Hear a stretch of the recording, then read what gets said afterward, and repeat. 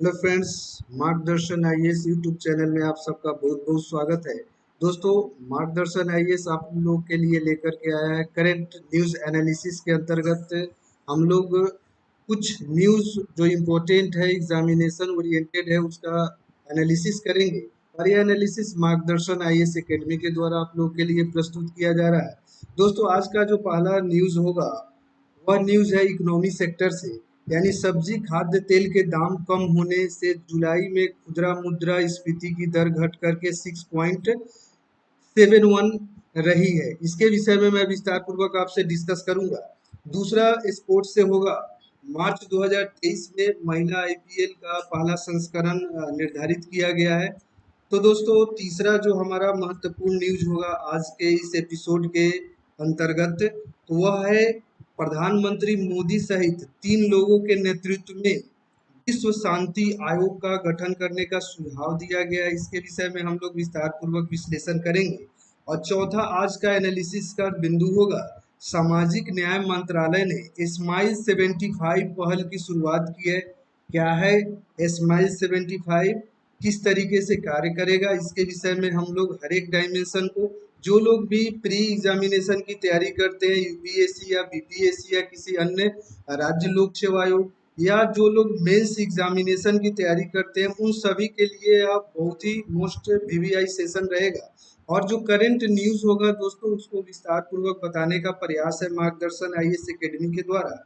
और आज का जो पांचवा न्यूज जिसको डिस्क्राइब किया जाएगा, तमिलनाडु द्वारा घोषित अगस्त मलाई परिदृश्य में पांचवा हाथी अभ्यारण्य के रूप में इसको घोषित किया गया है। तो इसके विषय में बताऊंगा विस्तार पूर्वक। और आज का लास्ट न्यूज एनालिसिस होगा, ईरान के उपग्रह को कक्षा में सफलतापूर्वक लॉन्च किया गया है रूस के द्वारा। तो चलिए दोस्तों, पहला इंफॉर्मेशन जो आज का पहला करंट न्यूज है उसके विषय में मैं विस्तार से चर्चा करूं। तो दोस्तों, यह खुदरा मुद्रास्फीति है, लगातार घट कर 6.71% आ गई है। और यह लगातार अगर देखा जाए तो सातवां महीना है जब खुदरा मुद्रास्फीति 6% से ऊपर है। और रिजर्व बैंक को खुदरा मुद्रास्फीति को 2% घट बढ़ के साथ 4% रखने का पूरी तरीके से कोशिश रिजर्व बैंक का हमेशा से बना हुआ है। और इस दिशा में लगातार प्रयास भी किए जा रहे हैं। और आंकड़ों के अनुसार अगर देखा जाए तो जुलाई में खुदरा महंगाई में नरमी आने का मुख्य कारण क्या रहा है, तो सब्जी और खाद्य तेल के दामों में कमी दर्ज की गई है। ईंधन और बिजली के संदर्भ में कीमतें ऊंची बनी हुई है। और साथ ही साथ देखा जाए तो केंद्रीय बैंक ने लगातार 3 बार नीतिगत दर रेपो में वृद्धि की है, रेपो रेट में लगातार वृद्धि की गई है। और फिलहाल यह 5.4% के स्तर पे बना हुआ है। और आंकड़ों के अनुसार अगर देखा जाए तो सब्जी तेल वसा खंड में मुद्रास्फीति जुलाई महीने में नरम होकर के क्रमशः 10.90%, और साथ ही साथ अगर देखा जाए तो 7.52% रहा है। जून महीने में यह देखा जाए तो 17.37% और 9.3%।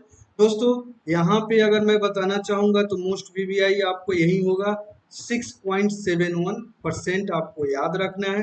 पहला न्यूज हमारा था आज का। आज का अगला न्यूज जो है वह स्पोर्ट्स से संबंधित है, महिला आईपीएल से संबंधित है। और इसका पहला संस्करण आयोजित करने का निर्णय लिया जा चुका है दोस्तों। और महिलाओं का इंडियन प्रीमियर लीग मार्च 2023 के महीने में अगर देखा जाए तो यह शुरू किया जाएगा। पूरी संभावना है कि इसमें 5 टीमें भाग लेगी जो, और साथ ही साथ इसकी पुष्टि बीसीसीआई के वरिष्ठ अधिकारियों ने भी की है। और साथ ही साथ बीसीसीआई के शीर्ष अधिकारियों ने इस मुद्दे पर चर्चा की और यह बताया कि टूर्नामेंट के लिए मार्च में विंडो को ठीक समझा गया। और दक्षिण अफ्रीका में महिला T20 विश्व कप के बाद इसका आयोजन किया जाएगा। तो दोस्तों, जिस तरीके से सफलतापूर्वक बीसीसीआई के द्वारा आईपीएल का आयोजन किया जाता है, यह मेल आईपीएल होता है। अब जो है ना दोस्तों, आपको देखने को मिलेगा आईपीएल जो कि महिलाओं से संबंधित होगा। अगला आज का न्यूज मैं ले रहा हूं दोस्तों, प्रधानमंत्री नरेंद्र दामोदर दास मोदी सहित 3 लोगों के नेतृत्व में विश्व शांति आयोग के गठन का सुझाव दिया गया है। मैक्सिकन राष्ट्रपति ने यह प्रस्ताव दिया है। शीर्ष आयोग में पोप फ्रांसिस होंगे, संयुक्त राष्ट्र महासचिव एंटोनियो गुटेरेस रहेंगे और तीसरे व्यक्ति नरेंद्र मोदी रहेंगे। तो दोस्तों आप देख सकते हैं कि पोप फ्रांसिस और संयुक्त राष्ट्र के एंटोनियो गुटेरेस महासचिव और तीनों लोग यानी विश्व में अगर शांति की स्थापना की जानी है तो इसमें तीनों व्यक्ति के द्वारा बहुत प्रबल भूमिका निभाया जा सकता है। और आयोग का उद्देश्य होगा दुनिया भर में युद्धों को रोकने के लिए प्रस्ताव पेश करना होगा और उनके मुताबिक अगर यह आयोग युद्ध रोकने के लिए कम से कम 5 साल के लिए एक संधि समझौता पे भी हस्ताक्षर करने का प्रयास किया जाएगा।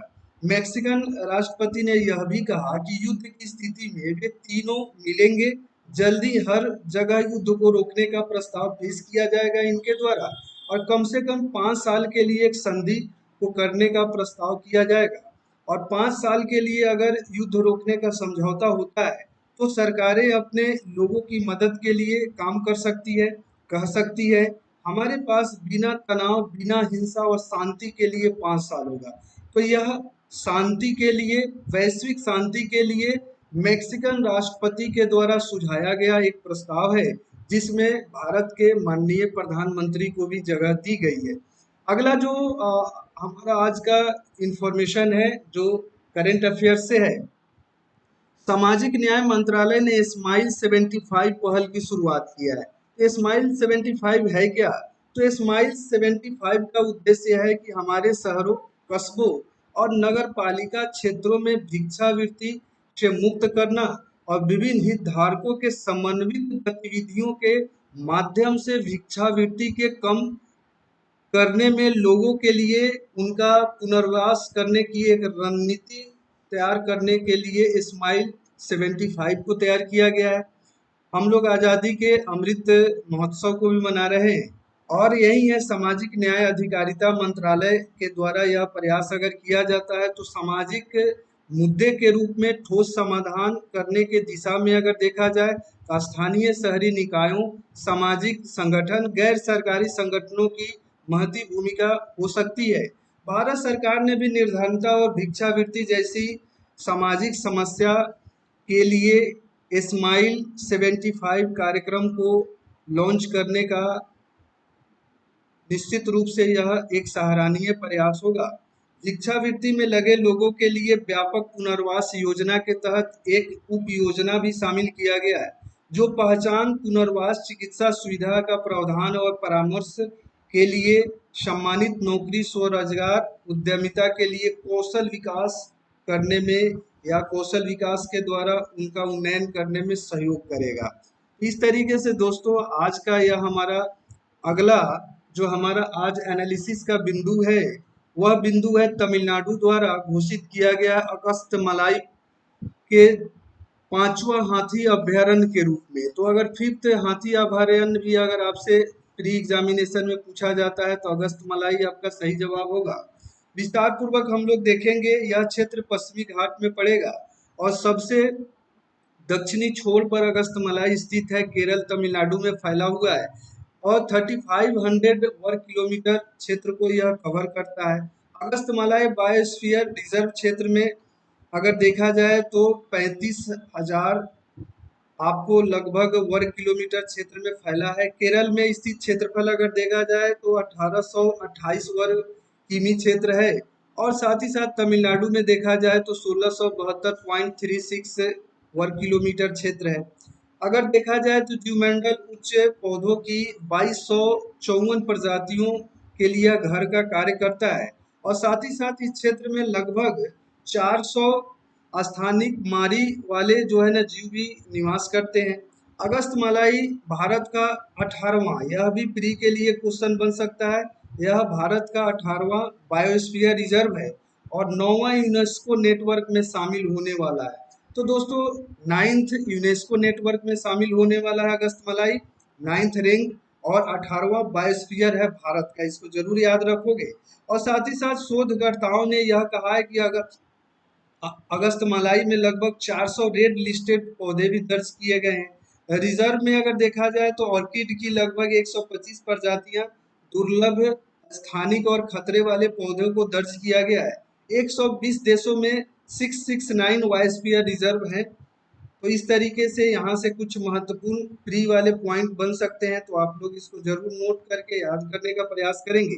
अगला जो आज का जो न्यूज एनालिसिस का टॉपिक है, रूस ने ईरान के उपग्रह को सफलतापूर्वक कक्षा में स्थापित किया है, जिसमें वैश्विक रूप से देखा जाए तो नाटो के देश और अमेरिका को एक तरीके से यह खुली चुनौती है कि रूस के द्वारा ईरान के उपग्रह को, जो कि माना जा रहा है कि एक जासूसी उपग्रह है, इसको सफलतापूर्वक प्रक्षेपण किया गया है।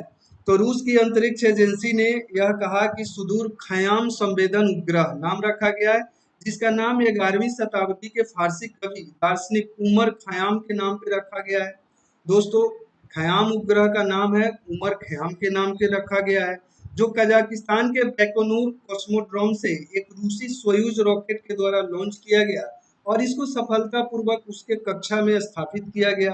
दोस्तों, बताना चाहूंगा, ईरान ने कहा है कि यह उपग्रह कृषि क्षेत्र में उत्पादकता में सुधार करने, जंगल संसाधनों का सर्वेक्षण करने, प्राकृतिक आपदाओं का प्रबंधन करने, वनों की कटाई का सामना करने और सीमावर्ती क्षेत्रों को निगरानी करने में मदद करेगा। और इस तरीके से अपने नागरिकों और सैन्य हित को देखते हुए ईरान के द्वारा यह कदम उठाया गया है। अगला अगर देखा जाए तो आज का अगर देखा जाए तो अगला न्यूज एनालिसिस है, करंट न्यूज एनालिसिस है। खेलो इंडिया हॉकी लीग अंडर 16 में नई दिल्ली में आयोजित किया जाएगा। अंडर 16 का मैच जो है नई दिल्ली में आयोजित होगा, मेजबानी नई दिल्ली को दी गई है।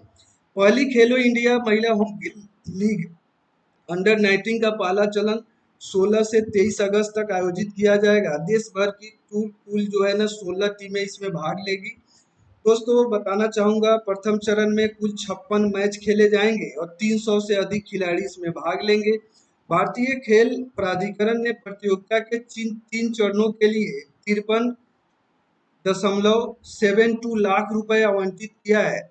इस राशि का 15.5 लाख रुपए पुरस्कार राशि के रूप में विभिन्न खिलाड़ियों को, जीतने वाले खिलाड़ियों को प्रदान किया जाएगा। और हाल ही में देखा जाए तो पहली खेलो इंडिया हॉकी लीग अंडर 21 पूरा करने के बाद पहली खेलो इंडिया हॉकी लीग अंडर 16 आयोजन के लिए खेलो इंडिया हॉकी इंडिया के द्वारा यह बड़ा पहल है, जो सफलतापूर्वक इसका क्रियान्वयन करने की दिशा में कार्य किया जा रहा है। अगर देखा जाए तो टूर्नामेंट के दौरान हर मैच प्रत्येक दिन सवेरे 6:30 बजे शुरू होंगे और फाइनल मैच शाम 5 बजे आयोजित किया जाएगा। 16 अगस्त को विश्राम का दिन रखा गया है, 19 अगस्त को विश्राम का दिवस रखा गया है दोस्तों। और खेलो इंडिया हॉकी लीग अंडर 16 का पहला चरण, दूसरा चरण राउंड रोबिन प्रारूप के आधार पर खेला जाएगा। दूसरा चरण पूरा होने के बाद अंतिम रैंकिंग निर्धारित किया जाएगा और तीसरे चरण में अलग अलग वर्गों में मैच आयोजित किए जाएंगे, जहां प्रत्येक टीम कम से कम 3 मैच खेलेगी। इसी प्रारूप के द्वारा यह संपन्न किया जाएगा और इसका नाम है अंडर 16। और इसके पहले अगर देखा जाए तो अंडर 17 यानी 21 आयोजित किया जा चुका है। अब आयोजन होगा अंडर 16 हॉकी लीग का, जिसका आयोजन किया जाएगा आपको नई दिल्ली में।